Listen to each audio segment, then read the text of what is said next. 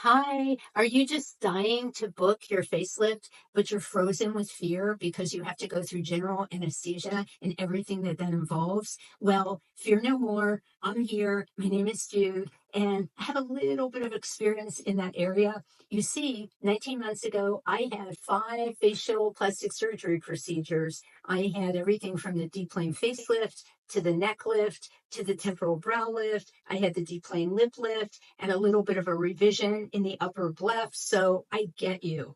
I know.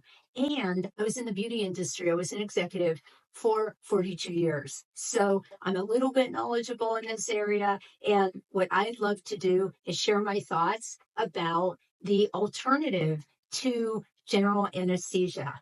The alternative is called oral anesthesia, where they give you Valium and numbing shots. And so I'm going to tell you about my experience, and we're going to do a clip. I'm going to share my opinion and think of it sort of like a Jude TED Talk, and we'll get through it, and you can make your own decision.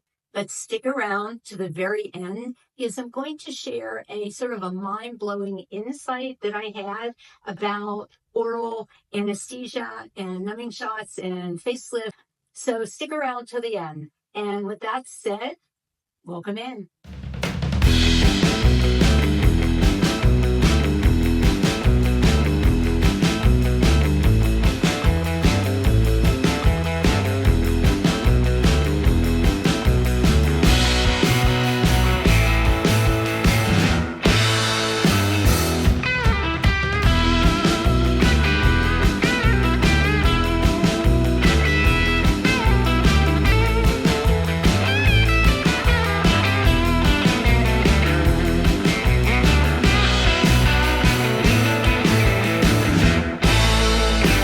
Let's start by talking about what the options are for anesthesia when you're having facial plastic surgery. Now, there's general anesthesia, there's twilight, and then there's oral sedation with numbing shots, which is what I had.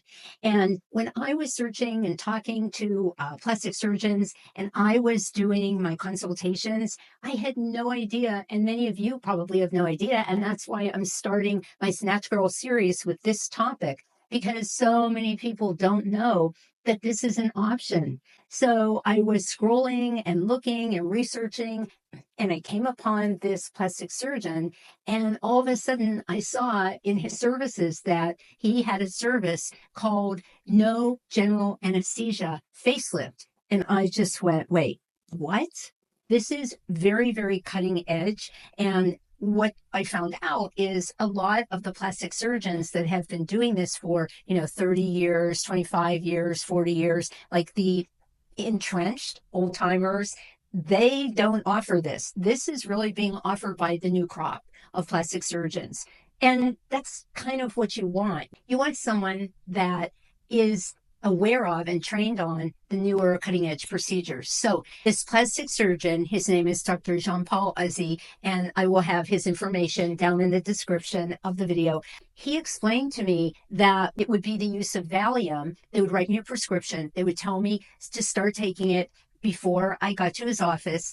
And then they would tell me how much to take once I got to the office and throughout the experience. And the Valium would be enough to keep me comfortable, make me sleepy, have me sleep through the entire process. And that he would use numbing shots. And as he would move from my throat up to my face and then up to my forehead where I had my temporal brow lift and my lips where I had my lip lift, he would inject me so that I would be completely numb. I wouldn't feel pressure. I wouldn't feel pain. And all I might feel would be the twinge of the burn, which is like if you've ever had Botox, it's that little bit of burn that you get when the injection goes in. And then I would feel that, but I wouldn't necessarily wake up. So I said, well, I get Botox. I can handle that. So general anesthesia has a lot of risks that are built in. And of course, the worst risk is death. With the anesthesia chemicals pumping through the veins, you actually have an affect to the veins. You have to worry about things like stroke, aneurysm, and also it takes longer to recover because you have this issue with the veins and the arteries. There's nausea associated with it, so then you're vomiting and you have a little bit of risk with all of that. And because of the chemicals and how disorienting they are and what they do to your bloodstream, they really do leave you fatigued. So most people are very tired, they want to sleep all the time, and they have a sense of disorientation. And many people don't even remember the day that they woke up from the surgery. This is elective surgery. So why would you want to put yourself through all those unnecessary risks when it's really not going to benefit you in any significant way? And there are a lot of disadvantages and there are a lot of potential very serious risks. There are no pros other than you might be the type of person that just wants to be knocked out. You don't want to know about anything. You will gladly accept all of the potential risks, knowing that there is a lot of risk and it's not, as many of your girlfriends have told you, safer. It's actually the other way around. Anytime you can avoid general anesthesia, it's safer. So why do people say that general anesthesia is safer? Because they're brainwashed, because we've always done it this way, because people are used to same old, and because the surgeons, especially the entrenched surgeons, have an agenda. They want to sell you that because that's how they do it. And they're not about to learn a new way of doing it at this stage of their career. So they make it sound like it's the greatest thing. You'll go to sleep, you'll just wake up, it'll all be done. So now let's skip to the experience for me having oral anesthesia, Valium, and numbing shots. And you can compare. Okay, so general anesthesia, you're completely knocked out, you're not breathing on your own, you're paralyzed, you're unconscious, and you're just knocked out. You wake up, you're fatigued, you're out of it, and it takes maybe a week till you start feeling like yourself again. Okay, then we go to what I had, the oral sedation with numbing shots. Now, I fell asleep. I slept through the whole thing. So those are equal. I didn't hear or feel anything except little tiny burning sensations when the doctor would move to a new part of my face. That was it. I clearly remember coming home from my procedures. I remember the car drive. I remember that afternoon sitting around. I wasn't feeling all that bad. I was sore and I had that tight head wrap. However, I was feeling decent. I remember hanging out with my dogs. The actual procedure could not have been easier. And that is the truth. So, yes, I am a firm advocate. The only downside is that you are going to feel the numbing shots. Now, did they wake me up out of my sleep? No. Did they feel like they were part of my dream, but I sort of knew what they were? Yes. It was a great experience. I would absolutely do it again. And there are other really positive aspects. So let's talk pricing. So when you get your quote from doctors that are going to use general anesthesia, you're going to see on line items that they're including 10,000 for an anesthesiologist, 6,000 for a surgery center, things like that. You're going to see a lot of your money is going to the part of the surgery that accommodates the anesthesia. And when you're having it done with oral and numbing shots, you're not paying any of those fees. So I had it done right in one of his examination rooms, and I didn't have to pay anyone for anything but my doctor. And what I was paying for were the actual procedures, his actual labor to do the procedures and whatever supplies he needed. And so it definitely impacts the pricing in a very good way.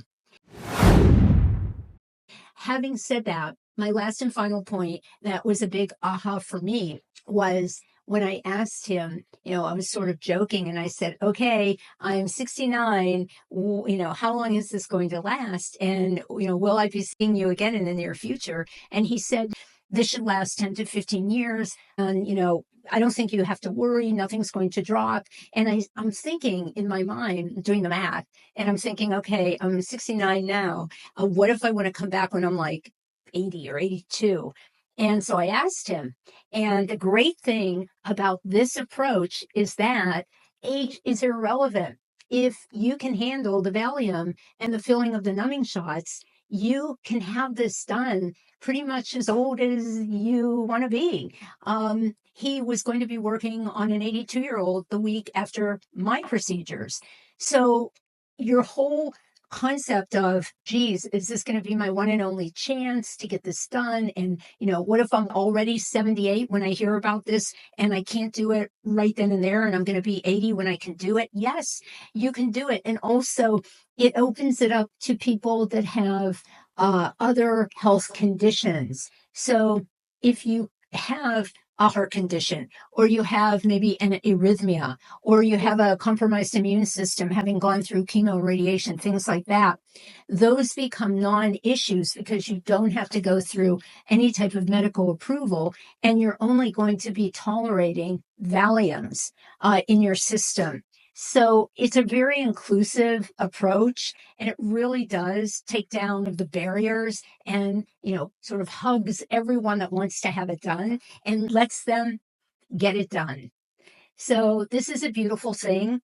I am an evangelist not only for facelift, but I am definitely an evangelist for having it done through oral sedation and numbing shots. You may have to look to find a really great facial plastic surgeon who offers this, but as we go further forward in time, more and more surgeons will offer this. They just need to be believers and be trained in this method. So let me know what your thoughts are. Write me, send me your questions. If I haven't answered all your questions, please let me know, and I will make an attempt to answer every single question. And thank you for tuning in to entry number 1 in Snatched Girl Diaries. And let's see what the next topic is going to be for the TED Talks. I really appreciate your viewership. Take care. I hope you share. I hope you like. And don't forget to tell your friends that this is short. It's easy. They can watch it on the fly. And we'd love to have them in the tent. So thank you. Take care. Bye-bye.